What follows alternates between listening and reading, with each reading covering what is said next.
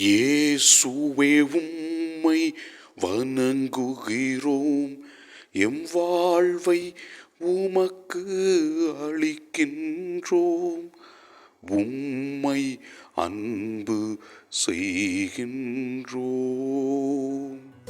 இறைவா, நாங்கள் எங்கள் வாழ்க்கையை காப்பாற்றிக் கொள்ள வேண்டும் என்றும் எங்கள் ஆன்மாவை காப்பாற்ற வேண்டும் என்றும் நீர் எங்களுக்கு நாள்தோறும் உமது வார்த்தையாலும் உமது அருள் பிரசன்னத்தினாலும் ஆசீர்வாதங்களை கொடுத்து கொண்டிருக்கிறீர்.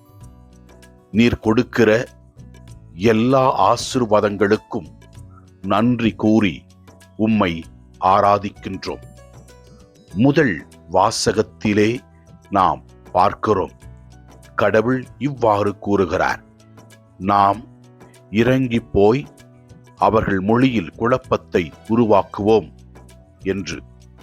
ஏனென்றால் மக்கள் கடவுள் விரும்பியதை செய்யவில்லை. அதனால் பேசுகின்ற மொழியில் குழப்பத்தை உருவாக்கி ஆண்டவர் தமது வல்லமையை வெளிப்படுத்தினார்.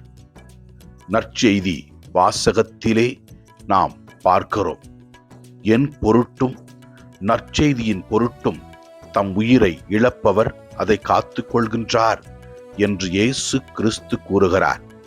இயேசுவை பின் செல்ல விரும்பினால் நாம் நம்முடைய தன்னலம் துறந்து சிலுவை ஏற்றுக்கொண்டு தூக்கிக் கொண்டு இயேசுவை பின்தொடர வேண்டும் என்று கூறுகிறார். மேலும் இயேசு இவ்வாறு கூறுகிறார், ஒருவர் உலகம் முழுவதையும் தமதாக்கி கொண்டாலும் தம் வாழ்வை இழப்பாரானில் அவருக்கு கிடைக்கும் பயன் என்ன என்று கேட்கின்றார். வாழ்க்கை இறைவனுக்கு உரியது. அந்த வாழ்க்கையில நாம் இறைவனுக்கு ஏற்ற செயல்களை செய்யும் பொழுது இறைவன் நம்மை நிறைவாக ஆசீர்வதிப்பார் என்றும், ஆண்டவருடைய அருள் பிரசன்னத்திலே நம்மையே நாம் ஒப்பு கொடுத்து நம் வாழ்க்கையை ஒப்பு கொடுத்து அவருக்காக வாழ்வோம்.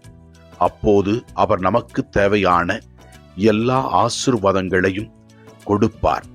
ஆண்டவரை நோக்கி நமக்காகவும் நம்மோடு இருப்பவர்களுக்காகவும் உடல் நோயால் வருந்துகிற மக்களுக்காகவும், குறிப்பாக நமது திருத்தந்தை பிரான்சிஸ் அவர்களுக்காகவும் ஜெபிப்போம். இறைவா, எங்கள் அனைவரையும் ஆசீர்வதியும்.